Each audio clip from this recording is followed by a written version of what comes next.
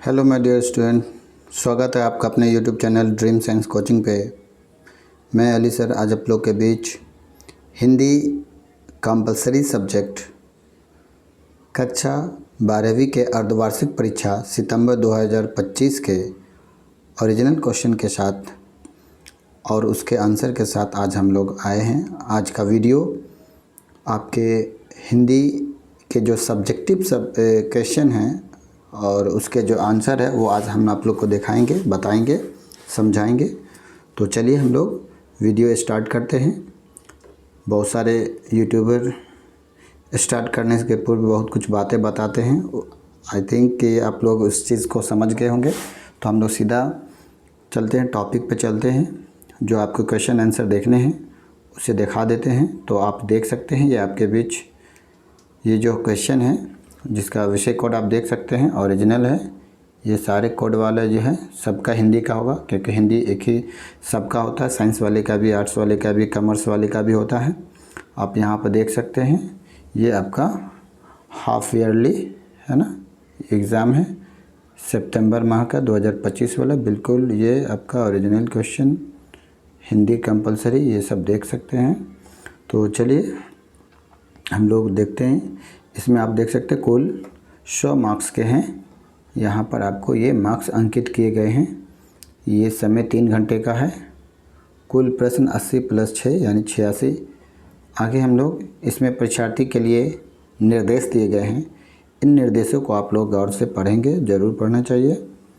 आगे हम लोग बढ़ते हैं। ये आपका पहला पेज था। बहुत सारे बच्चे का कहना था कि सर ये क्वेश्चन ओरिजिनल है या डुप्लीकेट, इसके लिए पहला पेज दिखाइए। तो ये फर्स्ट पेज आप देख सकते हैं। चलिए तो हम लोग आगे बढ़ते हैं। तो आपको सबसे पहले हम खंड अ में ऑब्जेक्टिव होते हैं, उसका भी हमने वीडियो बना दिया है, आप लोग देख सकते हैं। आप खंड ब के विषयनिष्ठ प्रश्न, जिसको सब्जेक्टिव प्रश्न कहते हैं, का आंसर हम लोग देखेंगे। आप यहाँ पर पहला प्रश्न यहाँ देख सकते हैं, क्या है, निम्नलिखित में से किसी एक पर निबंध लिखना है। तो यहाँ पर आपके पास दिवाली है, दीपावली, पुस्तकालय है, पहला सुख, निरोगी काया, मेरे प्रिय कवि, और आगे है वसुदैव कुटुंबकम और समाज सेवा। तो हम लोग दीपावली पर निबंध देखेंगे। पहले आपको क्वेश्चन दिखा देते हैं उसके बाद आपको बारी बारी से आंसर दिखाएंगे। इसमें दूसरा प्रश्न है।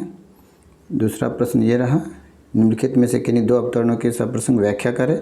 आपको आंसर आगे मिलेगा, घबराना नहीं है कि केवल क्वेश्चन नहीं दिखा रहे हैं, इसमें क्वेश्चन आपको आगे मिलने वाला है। तो ये क्वेश्चन आप फटाफट देख लीजिए।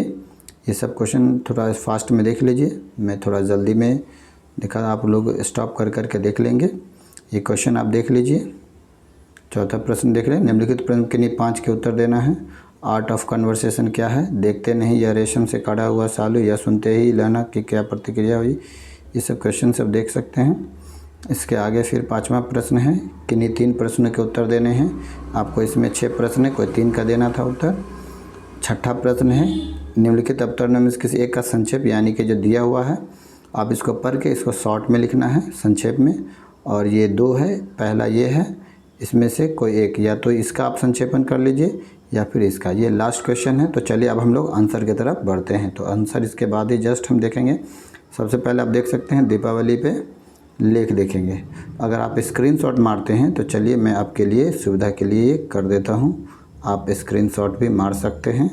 ये देख लीजिए, आप स्क्रीनशॉट ले सकते हैं, क्योंकि बहुत सारे बच्चों को वक्त नहीं रहता है कि सर ज़्यादा बातें सुनना पसंद भी नहीं करते। तो आपके सुविधा के लिए हमने आपकी सुविधा का ख्याल रखता हूँ। तो आगे देखेंगे इसमें क्या है, दीपावली पे निबंध है। आप यहाँ पर देखेंगे क्या लिखा हुआ है। भूमिका सबसे पहले हम लिखेंगे इसमें। ये खंड ब विषयनिष्ठ का, भारत पर्वों का देश है जहाँ हर ऋतु, हर माह किसी न किसी पर्व का आगमन होता है। इन्हीं पर्वों में से दीपावली सबसे प्रमुख और लोकप्रिय है। सही बात है, अभी आने वाला भी है, आप लोग भी बहुत एक्साइटेड हो गए उसके लिए।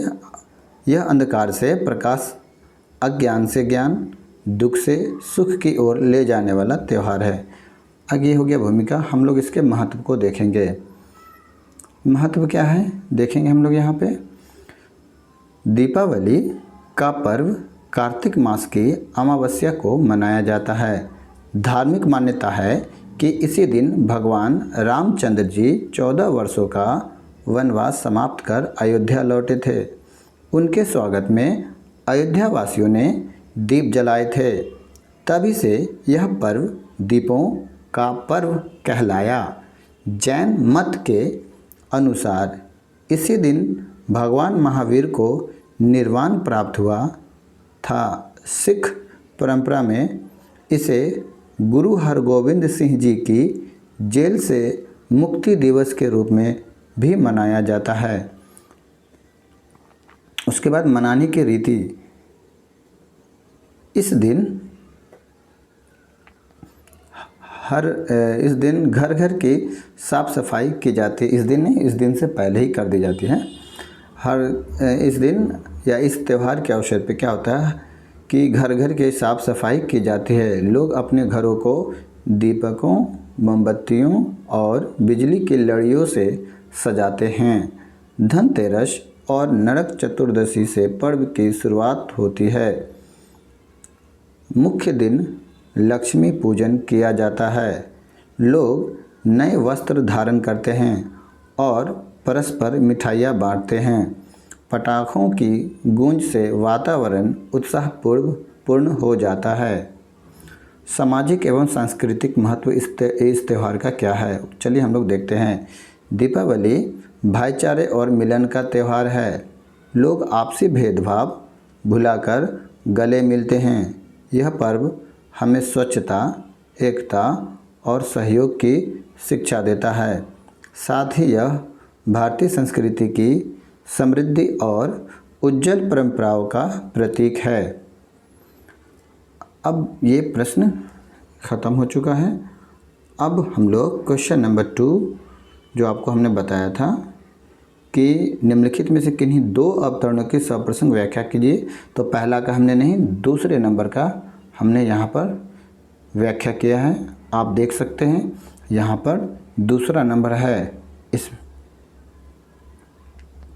अवतरण क्या है, तो इस समय में यही सोच रहा था कि उदंड और चंचल मालती आज कितनी सीधी हो गई है, कितनी शांत, और एक अखबार के टुकड़े को तसल्ली, यहाँ पर लगता है वर्ड मिस्टेक लग रहा, थोड़ा सा आप देख लेंगे,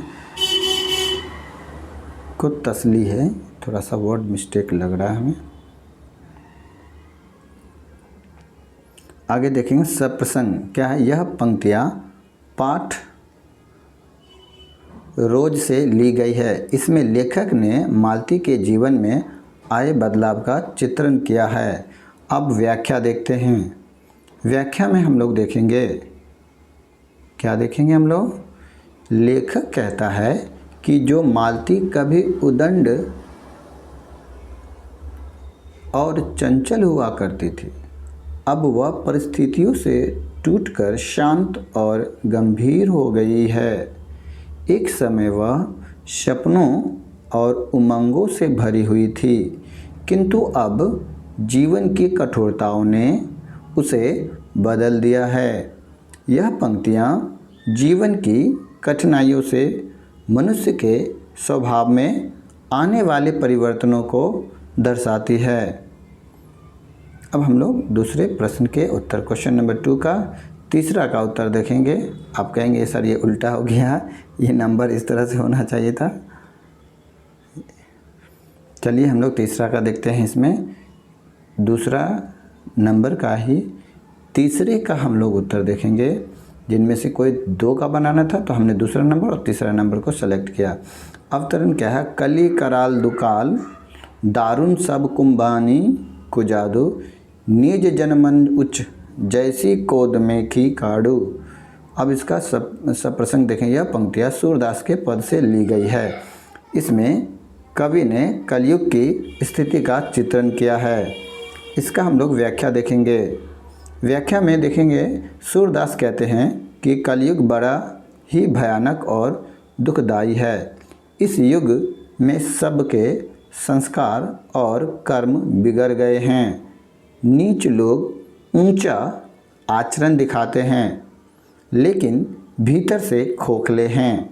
ठीक वैसे ही जैसे कोदों के खेत में खरपतवार उग आते हैं। इन पंक्तियों में कलयुग की विकृतियों और नैतिक पतन का वर्णन किया गया है। चलिए हम लोग अगले प्रश्न की तरफ बढ़ते हैं, जो कि क्वेश्चन नंबर 3 है। इसमें आवेदन पत्र लिखना था। आपको हमने प्रश्न दिखा दिया, आप ऊपर जाकर देख सकते हैं। इसमें आवेदन पत्र क्या था कि आपको एक बार दिखाई देते हैं, आप चाहो तो देख सकते हो प्रश्न।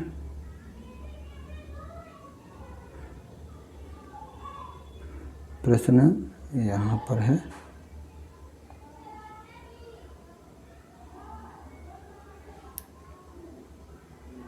ये रहा तीसरा प्रश्न कि अपने मोहल्ले में जल जमाव की समस्या को ध्यान आकृष्ट करते हुए नगर आयुक्त के पास एक आवेदन पत्र लिखे। इसी का आंसर हमने बताया है। चलिए तो हम लोग आवेदन पत्र देखते हैं।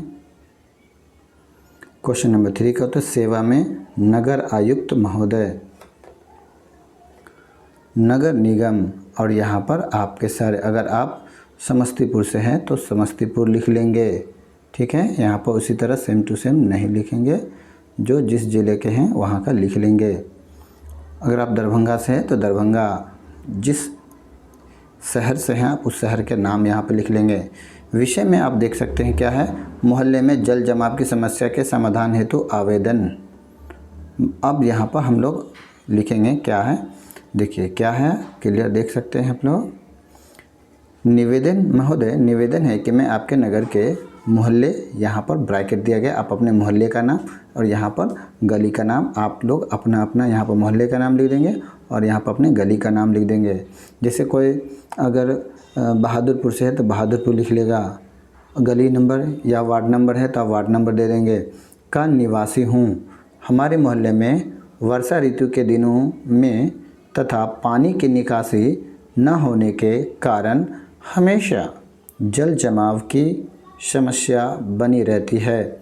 गली नालियाँ गंदगी से भर जाती है, जिससे बदबू फैलती है और मच्छर उत्पन्न होते हैं।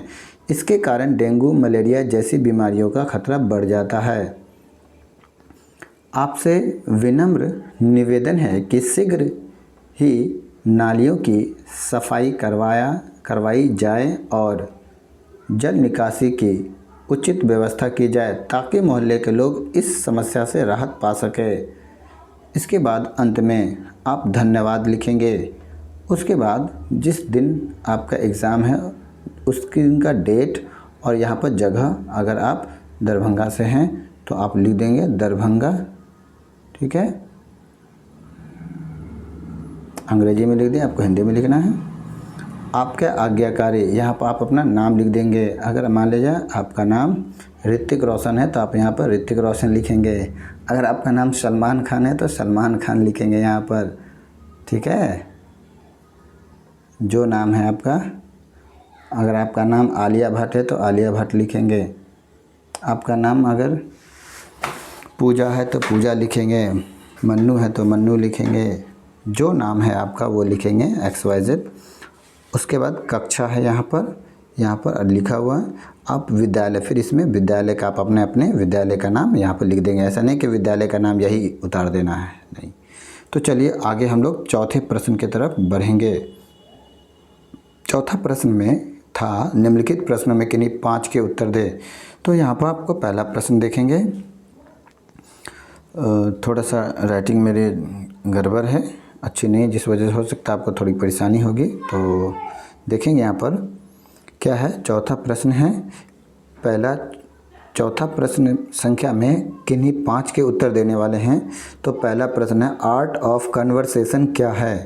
तो यहाँ पर उत्तर में देखें, आर्ट ऑफ कन्वर्सेशन से तात्पर्य बातचीत करने की कला या कौशल से है, जिसमें व्यक्ति दूसरों के साथ प्रभावी ढंग से संवाद करता है ताकि सुनने वाले को आनंद मिले और बातचीत गहरी व सार्थक बने। अगला प्रश्न, देखते नहीं यह रेशम से कड़ा हुआ सालू, यह सुनते ही लहना की क्या प्रतिक्रिया हुई। जवाब देखिए। उत्तर है, लहना ने यह सुनकर तुरंत भोजन छोड़ दिया उसके मन में ग्लानि और आत्मग्लानि की भावना उत्पन्न हुई। अब हम लोग दूसरा के बाद तीसरा होना चाहिए सीरियली, लेकिन हमें ऑप्शन है कि कोई भी बना सकते हैं, इसलिए हम चौथा, कोई 5 है। तो चौथा प्रश्न, भगत सिंह ने आत्महत्या को कायरता क्यों कहा? तो सुनिए, भगत सिंह ने आत्महत्या को कायरता इसलिए कहा क्योंकि उनका मानना था कि आत्महत्या अपने कर्तव्य से भागना और डर का प्रदर्शन करना है, जबकि देश की आज़ादी के लिए लड़ते हुए अपनी जान देना एक सुंदर और साहसी बलिदान है। अगला प्रश्न है, भूषण की किन्हीं 2 रचनाओं के नाम लिखे। भूषण की 2 रचनाएं, सबसे छोटा आंसर ये सेवा बावनी, शिवराज भूषण। चलिए नेक्स्ट क्वेश्चन है 7वां, नाभादास की किन्हीं 2 रचनाओं के नाम लिखे। तो नाभादास की 2 रचना भक्तमाल, अष्टयाम। अगला प्रश्न 8वां, काल किसे कहते हैं? क्रिया के जिस रूप से उसके होने के समय का बोध होता है उसे काल कहा जाता है। उसके मुख्य भेद हैं वर्तमान काल, भूतकाल, भविष्यत काल। अगला प्रश्न है, तुलसी सीता से कैसी सहायता मांगते हैं? तुलसीदास सीता से विनती करते हैं कि वे उन्हें प्रभु श्री राम की भक्ति प्रदान करें। वे भक्ति ही को सबसे बड़ा सहारा मानते हैं। अगला प्रश्न देखेंगे, सूरदास का जन्म कहाँ हुआ था और उनका निवास स्थान कहाँ था? सूरदास का जन्म दिल्ली आगरा के समीप रुनकता गांव में हुआ था। उनका निवास स्थान आगरा और वृंदावन का क्षेत्र रहा है। चलिए हम लोग अगले प्रश्न, ये था चौथा। अब 5वां प्रश्न, क्वेश्चन नंबर 5 के उत्तर, जिसमें 6 में 3 बनाना है। तो उसमें देखिए तुलसीदास के जीवन परिचय पूछा गया था, तो हम लोग तुलसीदास के जीवन परिचय देखते हैं। तुलसीदास का जीवन परिचय। उत्तर, तुलसीदास का जन्म 1532 ईस्वी में उत्तर प्रदेश के बांदा जिले के राजापुर नामक गांव में हुआ था। वे बचपन से ही अत्यंत प्रतिभाशाली और धार्मिक प्रवृत्ति के थे। उन्होंने अनेक ग्रंथों की रचना की, जिनमें रामचरितमानस सर्वाधिक प्रसिद्ध है। इसके अतिरिक्त विनय पत्रिका, गीतावली, कवितावली आदि उनकी रचनाएं हैं। वे भक्तिकालीन कवियों में से सर्वोच्च स्थान रखते हैं। अगर आपसे पूछा जाएगा तुलसीदास किस काल के कवि थे, तो कहेंगे भक्ति काल। चलिए अगले प्रश्न की तरफ चलते हैं। ये चौथा प्रश्न है, भगत सिंह हिंदी साहित्य को इतना महत्वपूर्ण क्यों मानते थे? वे एक क्रांतिकारी थे। साहित्य को क्या औजार कहते थे? उत्तर, भगत सिंह का मानना था कि साहित्य समाज को जागरूक करने का प्रभावी साधन है। वे मानते थे कि केवल हथियारों से क्रांति संभव नहीं, बल्कि विचारों से भी क्रांति की जा सकती है। साहित्य जनमानस को प्रभावित करता है और उन्हें स्वतंत्रता संग्राम के लिए प्रेरित करता है। इसी कारण वे साहित्य को क्रांति का औजार मानते थे। अगले प्रश्न की तरफ बढ़ेंगे। रोज शीर्षक पाठ के अनुसार मालती का चरित्र चित्रण अपने शब्दों में कीजिए। मालती एक स्वाभिमानी, परिश्रमी और संघर्षशील युवती है। वह दूसरों पर आश्रित रहना पसंद नहीं करती। वह अपनी मेहनत और आत्मसम्मान के बल पर जीवन जीती है। परिस्थितियाँ चाहे कैसी भी हो, वह उनका सामना साहस और धैर्य से करती है। अगले प्रश्न की तरफ बढ़ेंगे, जो कि छठा और लास्ट है। निम्नलिखित अवतरणों में से किसी एक का संक्षेपण कीजिए। जो कि हमने लास्ट का क्वेश्चन दिखाया था, 2 संक्षेपण था, इसमें से किसी एक का करना था, जिसमें से हमने पहला को ही किया है। तो देखिए संक्षेपण है। उत्तर, दिए गए अवतरणों का संक्षेप यह है कि मनुष्य की पहली पहचान उसकी मातृभाषा में दक्षता से होती है। जो व्यक्ति अपनी भाषा में निपुण होता है वही सच्चा शिक्षित माना जाता है। विदेशों में भी वही व्यक्ति सम्मानित होता है जिसके पास अपनी भाषा के साहित्य का अच्छा ज्ञान और संग्रह होता है। वर्तमान समय में हमारा कर्तव्य है कि हम अपनी मातृभाषा का सम्मान करें और अपनी समृद्ध साहित्यिक विरासत का अध्ययन एवं मनन करें। यहीं पर आपका वीडियो समाप्त होता है। सारे क्वेश्चन का आंसर समाप्त होता है। यहीं पर हम आपसे विदा लेंगे बगैर किसी इल्तिजा के। मैं आपको सब्सक्राइब, लाइक, शेयर की लिए बाध्य नहीं करूँगा। अगर आपका दिल करे तो आप ज़रूर सब्सक्राइब करें, लाइक करें, शेयर करें, कोई बात नहीं। यहीं पर अब हम लोग इस वीडियो को समाप्त करते हैं। जय हिंद, जय भारत। और आप लोग को दुर्गा पूजा की अग्रिम हार्दिक शुभकामनाएं। आशा करते हैं आप लोग का एग्ज़ाम अच्छा होगा, अच्छा जाएगा। चीटिंग नहीं करना है, ईमानदारी से याद करके जाना है। ठीक है प्यारे बच्चों, जय हिंद।